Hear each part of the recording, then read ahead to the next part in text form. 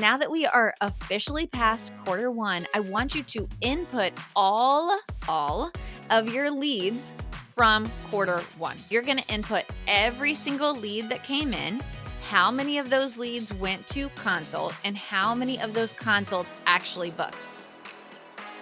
Hey there, CEOs. Welcome to the Wedding Pro CEO podcast. I'm your host, Brandee Gaar. I'm a speaker, an educator, a wedding pro just like you.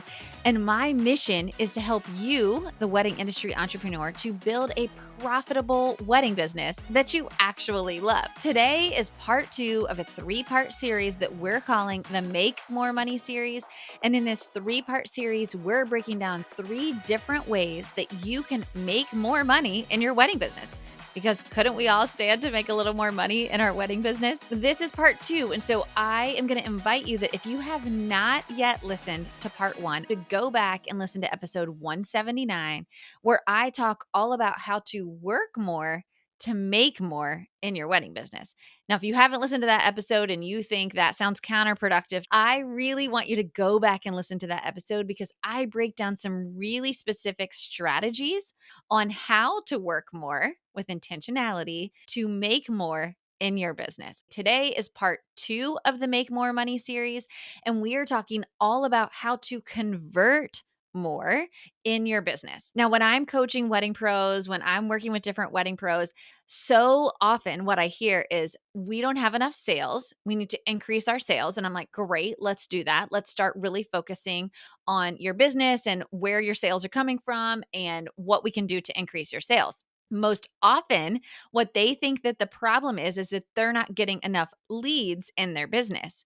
However, what's actually more accurate is that they're not converting enough leads in their business. Most wedding pros don't know if they're converting enough leads in their business because they're not tracking the data. And you guys know I love me some numbers, right? Like I'm all about the numbers because here's the thing. We work in an emotional industry and numbers are completely unemotional. Like they're black and white. They don't lie. Money doesn't cry for you. Kevin O'Leary from Shark Tank always says, money doesn't cry for you, so don't cry for it. I love that. Money is unemotional. Numbers are unemotional. They're black and white. They're very clear and they tell us the truth. And so it's very important that we track this data in our business so that when we look at our goals, our sales goals, and we look at our finances, we can look at it and we can say, I'm not hitting my financial goals, right? If you're not hitting your financial goals, why? Instead of just arbitrarily thinking you need to jump on social media and you need to start trying to drum up more leads, if the problem is that you aren't converting the leads that you're getting, it really doesn't matter how many more leads that you get, because if you're not converting enough anyway, you're just going to burn yourself out. So what we want to do is in this episode, I'm going to help you to understand, 1, how to track the data so that you know exactly how much you're converting.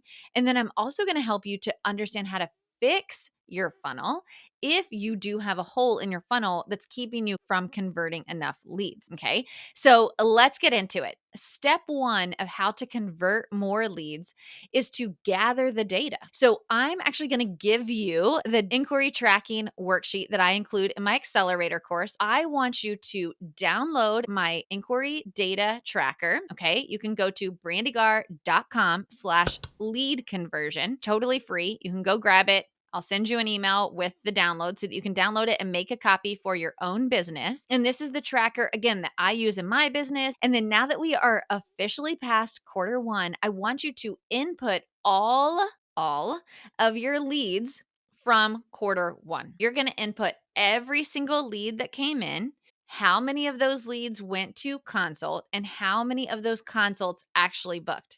This data inquiry tracker is going to be able to help you to see the percentage. It's going to automatically calculate the percentage that you are converting in each stage of your funnel. But you do have to input these numbers.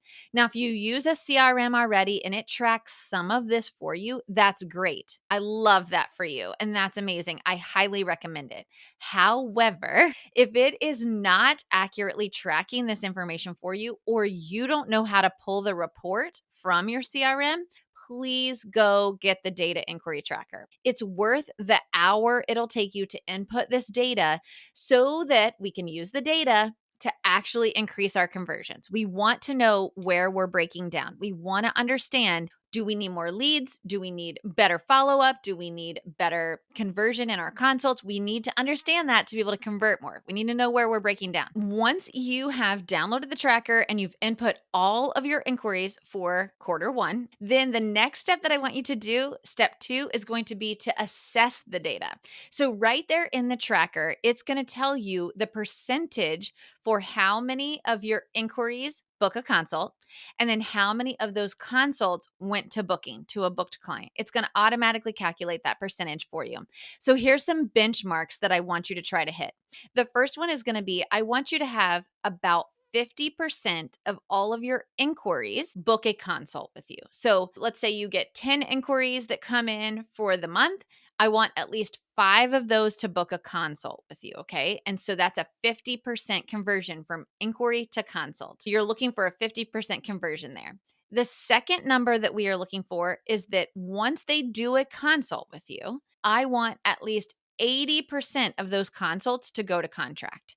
So that 80% is that benchmark for you right there. So if 10 inquiries came in and 5 of them booked a consult with you, then I want 4 of those 5 to actually become booked clients. Okay. And if you're not hitting those numbers, guys, that's okay. The whole point of this data gathering is to know if you're hitting those numbers or not. I love when somebody gives me benchmarks because that will help me to really drive towards that goal. So I want you to assess your data. Here in step 2, we're looking for 50% of all of the inquiries to book a consult and 80% of those consults to become booked clients. Now let's talk about what happens if that's not your numbers. Okay, so you're looking at your data spreadsheet. You did the entire first quarter and you're like, Brandee, I am not hitting those numbers. Let's look at this and let's see what that means. Okay, if you are not hitting the 50% inquiry to consult, if 50% of your inquiries are not booking a consult, that means that we may have some opportunity to increase our follow-up process when they inquire. Now, most of the time they inquire, they probably get an automated email back, and then you might follow up once, but then you get busy and you stop following up. This is a place where we can add more follow-ups. I want you to have at least 5 follow-ups in that inquiry process. I want you to be able to follow up enough times that people are thinking, okay, I do want to book a consult. I do want to book a consult, right? They inquired with you. Remember, they inquired with you.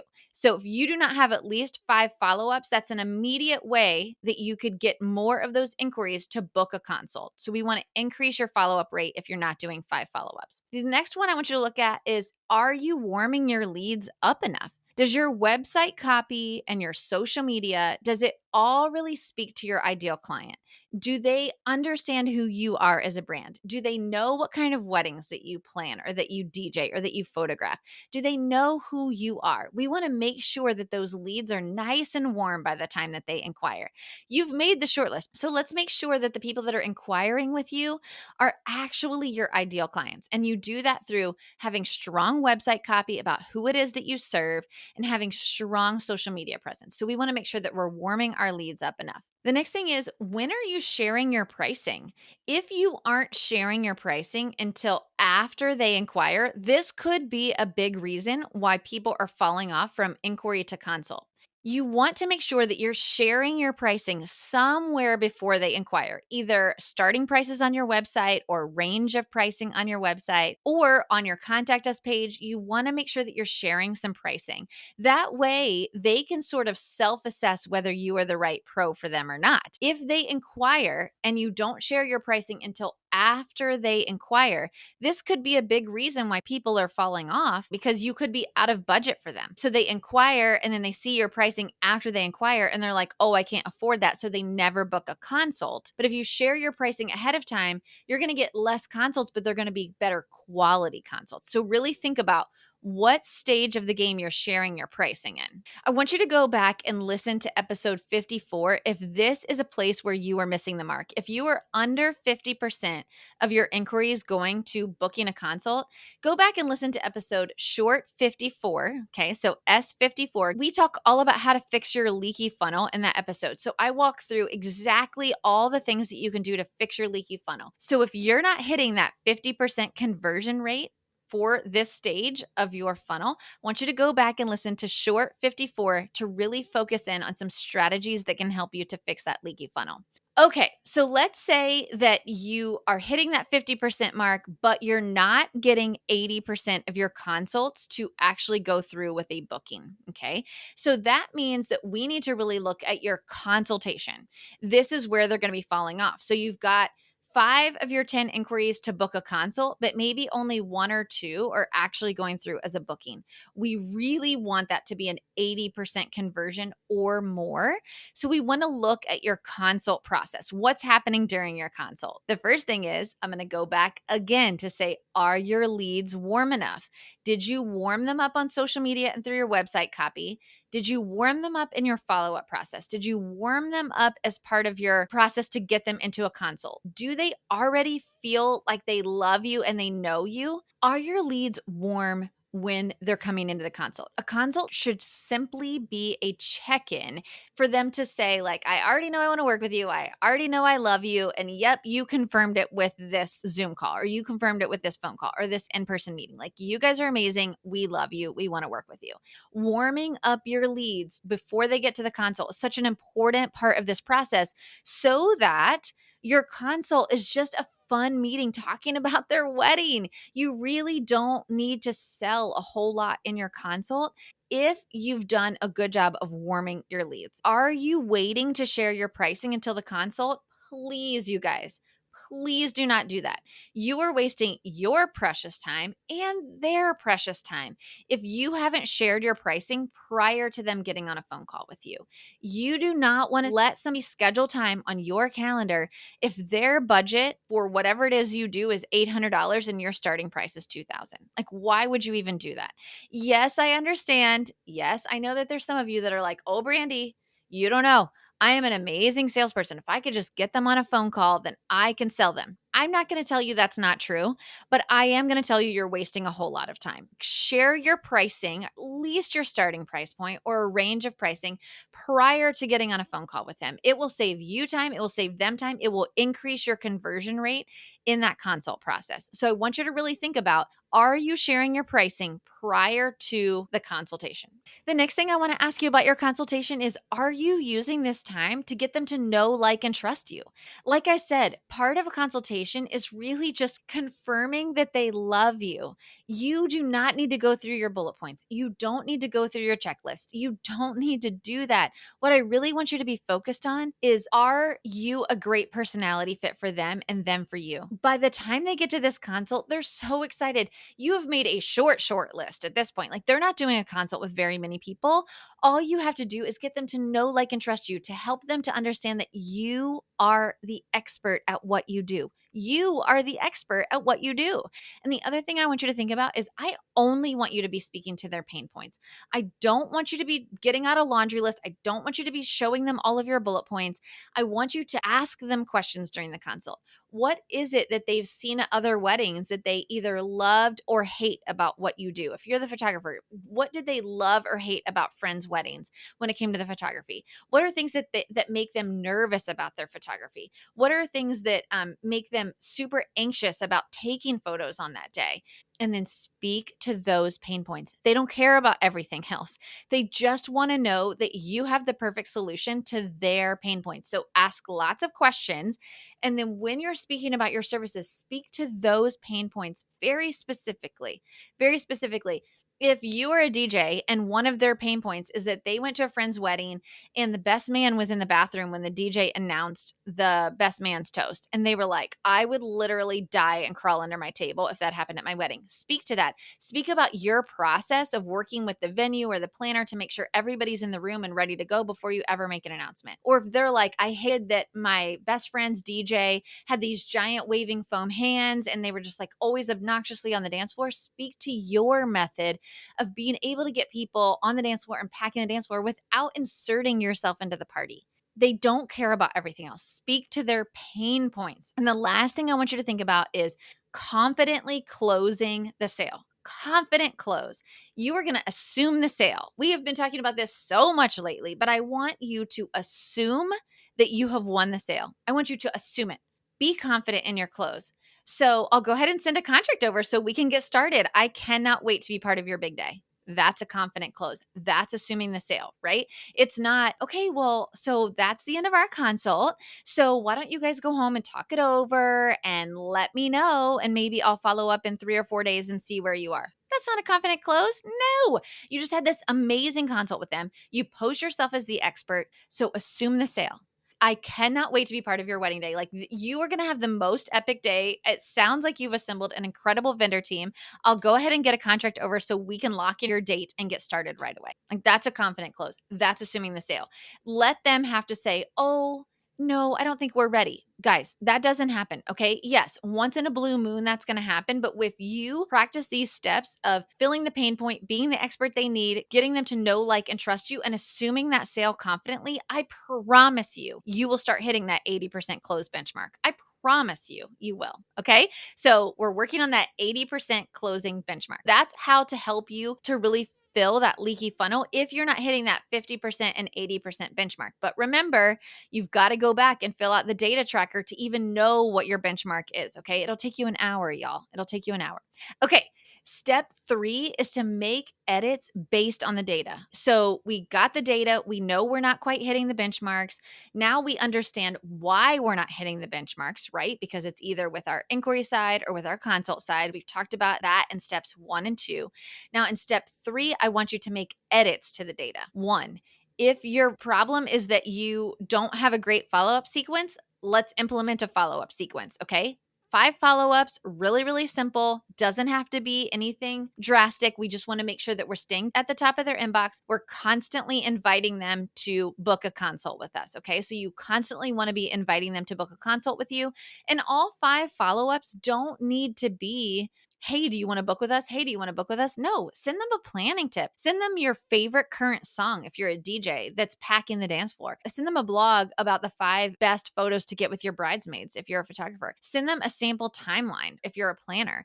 And then say, oh, and by the way, book a consult with us, right? So it doesn't have to be just sales, sales, sales. Provide them information. Pose yourself as the expert. That follow-up process can even more warm them up. That's what we're wanting to do, warm them up and get them to know, like, and trust you, be a warm lead so that they book a consult. The next thing I want you to do is I want you to really look at your web copy on your website and on your social media. And I want you to think, does this warm up my leads? Is it actually making them be able to know us better, to like us better, to trust us better? Is it posing us as the experts? Do we fill a pain point for our ideal client? If any of that is no, I want you to go back and really rethink what you're posting on social media.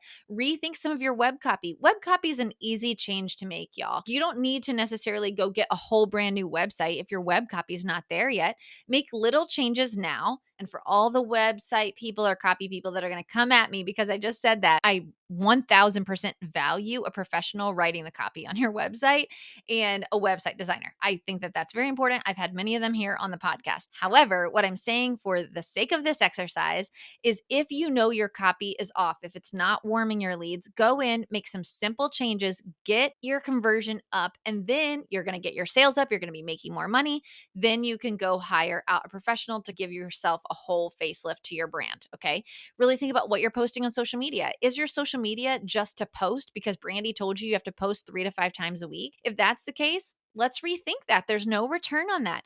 I want you to be seeing leads coming in through Instagram. I want them to actually be DMing you. So you've got to post things that make them want to DM you, that pose you as the expert, that make them know that you have the solution to their pain points.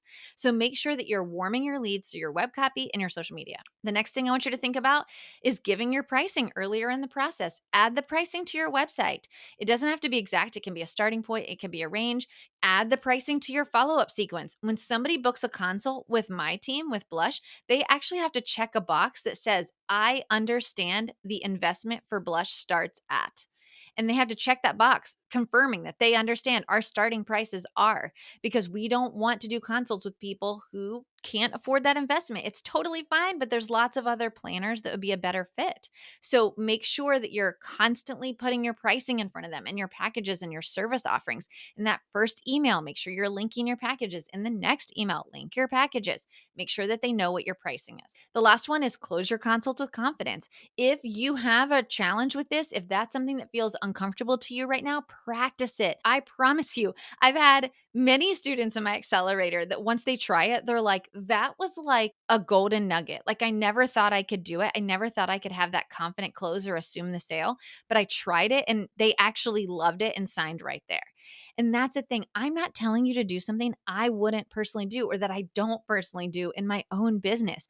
A confident close is so easy when you have a warm lead. So make sure that you are closing confidently. Okay. So step 3 was to make edits based on the data. So wherever your funnel has a leak, let's make those edits immediately and let's get those fixed so we can get your conversion rates up and we can make more money. Okay. Step 4 and the final step of this episode is to do the math. It becomes just math, y'all. You think that you've got to go out there and get this arbitrary number of leads. You've just got to run on this hamster wheel to get more leads, get more leads. No. We are not running on a hamster wheel. Remember, when we're working more, it's with intentionality. I always want you to know what the return on your investment is. So let's do some math in this final step, okay? It just comes down to math. If you hit these benchmarks, the 50% and the 80%, and you have 10 leads come in a month, you will book 4 of those. If you can keep your benchmarks at 50% and 80%, you will book 4 weddings from 10 inquiries. That's just how the math works, right? 10 inquiries come in, 5 of them go to consult, 4 of those book. So you've got a 40% closing ratio overall, 10-4, okay? Now, you need to look at your financial goals for the month. And if you set your financial goals that you need to book, let's say 8 weddings every month, I'm just throwing that out there, then you know you've got to get 20 inquiries. You've got to get 20 inquiries to book those 8 weddings, right? It just comes down to simple math. If you need to book 6 weddings, you've got to get 15 inquiries. So I don't want you to constantly be trying to drum up new inquiries. If you're getting 20 inquiries, but only 2 weddings a month are booking, you don't have an inquiry problem. You don't need to focus on more marketing or going out on social media. You need to keep up what you're doing because you're getting great inquiries, but you need to focus on converting more. I want you to understand this math because it really just comes down to math and it makes it so much simpler. On my team, we know how many weddings we have to book every single month. So we know if we're not getting enough leads to book that many consults, we've got to go to our social media team and say, hey guys, like we need to push out a couple more posts that have a call to action to book a consult, or we need to push out some more real weddings because we know those always do really, really well. That's the focus our team has. We know how many leads we have to get in every single month to turn out the dollar amount that we've got to get. And it makes it so much easier once you have this data. I love it because I'm like, okay, well, we either did get that many inquiries in or we didn't. Like that's where the issue is, right? Because you know you're hitting the other benchmarks. So step 4 is to just do the math, real simple math. Once you know what your conversion rates are, you know how many leads you've got to get in, and you know if you need to push up your marketing or leave your marketing where it is and start converting more and focusing on other areas of your business. It's so fun.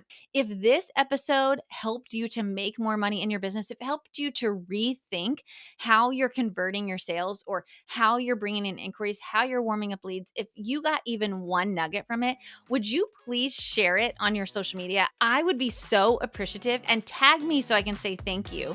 But I want to help as many wedding pros as possible to make more money in their business. And this is really why I focused on doing this Make More Money series, so that we can help more wedding pros understand how to make more money in their business without working all the time.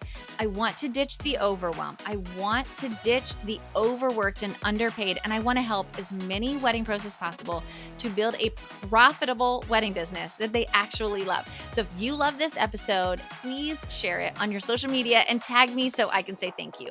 You guys, thank you for being here every single week. And I will see you next week for part 3 of the Make More Money series. And this is going to be a good one, you guys. So make sure that you come back for part 3 next week. I'll see you next time. Bye.